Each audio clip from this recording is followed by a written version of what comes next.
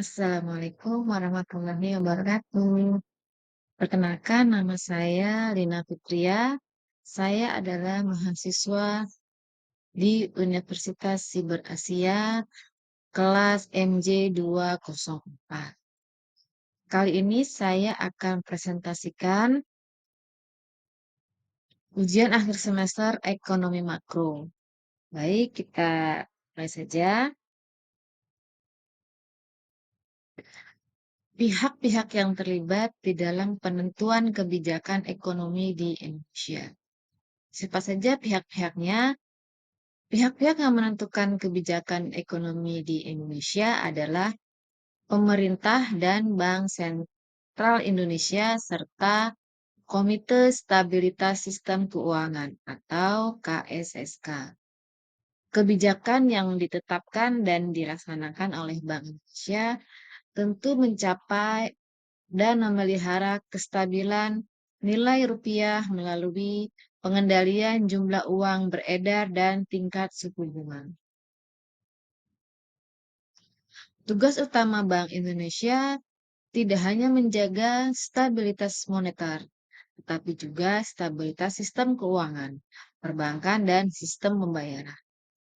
Keberhasilan Bank Indonesia dalam menjaga stabilitas moneter tanpa diikuti oleh stabilitas sistem keuangan tidak akan banyak artinya dalam mendukung pertumbuhan ekonomi yang berkelanjutan.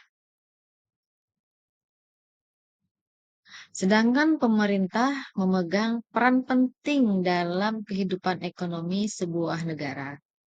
Peran pemerintah dan mekanisme pasar, interaksi permintaan dan penawaran pasar merupakan hal yang bersifat komplementer, bukan substitusi dengan pelaku ekonomi lainnya. Sementara peran dan fungsi pemerintah dalam perekonomian sangat diperlukan. Bagaimana dampak penguatan dan pelemahan nilai kurs dan inflasi IHK dapat mempengaruhi PDB triwulan 1 2021?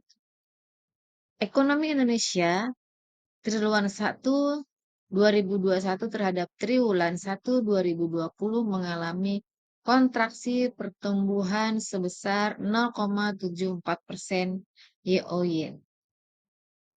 Pada sisi pengeluaran ekspor mengalami pertumbuhan positif sebesar 6,74% YoY yang ditopang oleh peningkatan permintaan dari negara mitra dagang, khususnya Tiongkok dan Amerika, terhadap impor membaik sebanyak 5,27% YoY.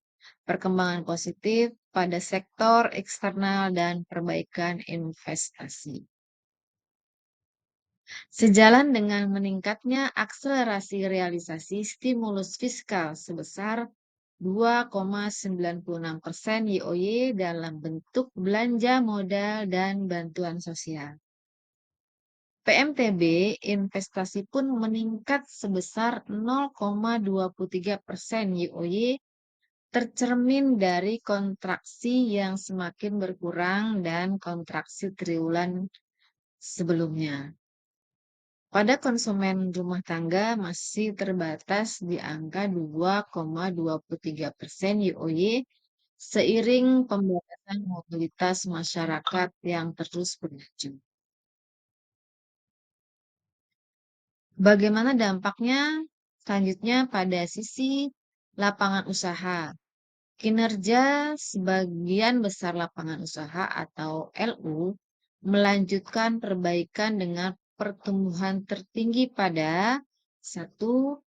LU Sarana Informasi dan Telekomunikasi. Kedua, LU Pengadaan Air. Ketiga, LU Jasa Kesehatan. Kedepannya, pertumbuhan ekonomi diperkirakan akan terus membaik sejalan dengan prospek pemulihan ekonomi global yang semakin kuat dan dorongan stimulus kebijakan yang berlanjut. Implementasi vaksinasi dan disiplin pada penerapan protokol COVID-19 tetap diperlukan untuk untuk mendukung akselerasi perbaikan permintaan domestik. Bank Indonesia terus memperkuat koordinasi kebijakan dengan pemerintah dan Komite Stabilitas Sistem Keuangan atau KKSK, termasuk implementasi paket kebijakan terpadu KKSK untuk mendukung berlanjutnya pemulihan ekonomi nasional. Kondisi perekonomian makro Indonesia saat ini di tahun 2021 di tengah pandemi COVID-19.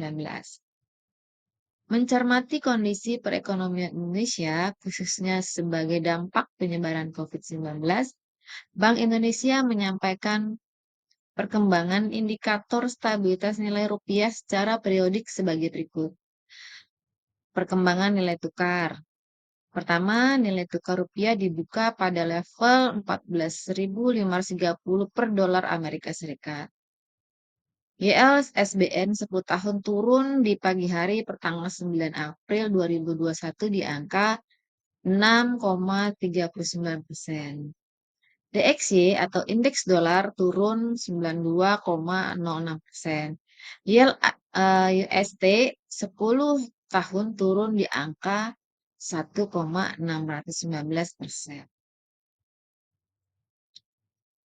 Aliran modal asing. Di antaranya satu, premi CDS Indonesia 5 tahun mengalami kenaikan menjadi 84,07.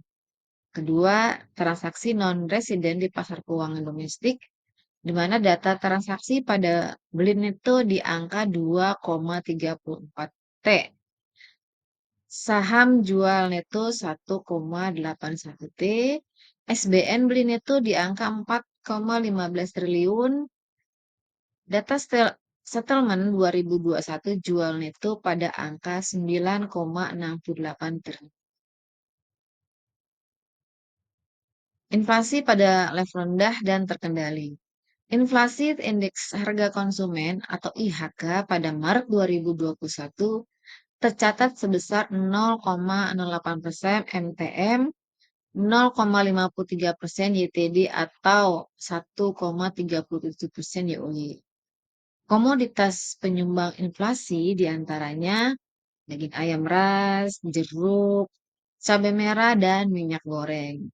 Sedangkan komoditas penyumbang deflasi adalah telur ayam ras, cabai rawit, kangkung, bawang merah, bayam, dan beras. Baik, terima kasih. Itulah yang dapat saya sampaikan pada kegiatan kali ini. Terima kasih sekali lagi. Saya ucapkan wassalamualaikum warahmatullahi wabarakatuh.